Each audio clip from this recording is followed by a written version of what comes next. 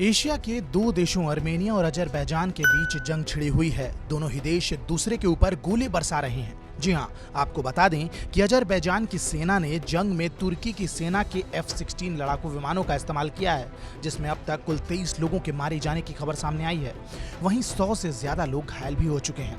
दोनों ही देश tank, helicopter और मिसाइल का इस्तेमाल कर रहे हैं और खतरनाक बात यह है कि इस जंग में अजरबैजान के पक्ष में तुर्की खोलकर सामने आ गया है। वहीं अमेरिका ने आर्मेनिया और अजरबैजान से संयम बरतने को कहा है। अमेरिका ने तुरंत इस लड़ाई को रोकने की बात कही है। आर्मेनिया ने आशंका जताई है कि अगर इसे रोका नहीं गया तो ये दो देशों का युद्ध नहीं रह जाएगा, यानी कि विश्व युद्ध में तब्दील हो जाएगा। आर्मेनिया ने ऐसे कई वीडियो जारी किए हैं जिसमें उसने अजरबैजान के टैंकों का विध्वंस किया है। आर्मेनिया ने मार्शल लॉ लागू कर दिया है। दोनों ही देशों ने हमले में सामान्य नागरिकों के मारे जाने की पुष्टि भी की है।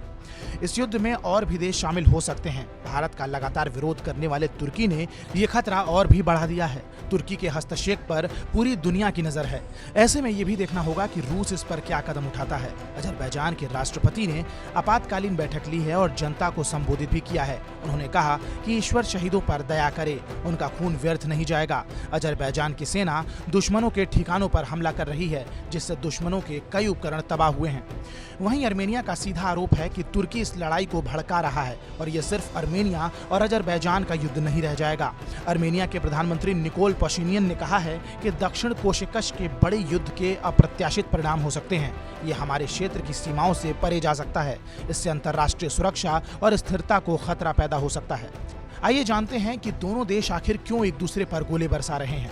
दरअसल दोनों देशों के बीच एक इलाके पर कब्जे को लेकर लड़ाई छिड़ गई है। दोनों के बीच नागरनो काराबख इलाके को लेकर विवाद चल रहा है। दोनों ही इस पर अपना अधिकार जता रहे हैं, जबकि अंतर्राष्ट्रीय कानून के तहत इस 4400 वर्ग किलोमीटर को अजरबैजान का घोषित किया जा चुका है। लेकिन यहाँ आर्मेनिया मूल के लोगों की जनसंख्या ज्यादा है। इसके कारण दोनों ही देशों के बीच 1991 से ही जंग छिड़ी हुई है। साल 1994 में रूस की मध्यस्थता से दोनों देशों के बीच शांति बनाए रखने की अपील की गई थी, लेकिन तभी से दोनों देशों के बीच छिटपुट लड़ाई चलती आ रही है। लेकिन इस साल जुलाई के महीने से हालात और भी खराब हो गए हैं। इस इलाके को अर्तसक के नाम से भी जाना जाता है। अजरबैजान 1991 में सोवियत संघ के टूटने के बाद अलग हुआ था। अजरबैजान करीब 1 करोड़ आबादी वाला मुस्लिम बहुल देश है। यहाँ 97% आबादी मुस्लिमों की है, जिसमें 85% शिया हैं। ईरान के पड़ोसी अजरबैजान का तुर्की खुलकर समर्थन कर रहा है। वहीं आर्मेनिया 1991 में सोवियत संघ के टूटने के बाद अलग हुआ था। ईसाई बहुल आर्मेनिया की आबादी करीब 29 लाख है। दो तरफ से अजरबैजान ने और एक तरफ से तुर्की ने इसे घेरा हुआ है। आर्मेनिया रूस के नजदीक है। ऐसे में रूस खुलकर सामने आ सकता है। फिलहाल के लिए इतना ही। बाकी इस मुद्दे को लेकर आपकी क्या राय है, ये हमें कमेंट सेक्शन में जरूर बताइएगा। और देश और दुनिया की तमाम बड़ी खबरों के लिए सब्सक्राइब कीजिए हमारे डिजिटल चैनल TV9 भारतवर्ष। क्या आप पर भी बरपा है जालसाजी का कहर?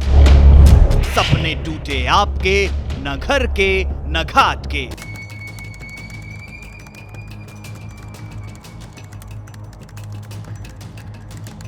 देखिए लूट घर हर रात 9:30 बजे। फिक्र आपकी,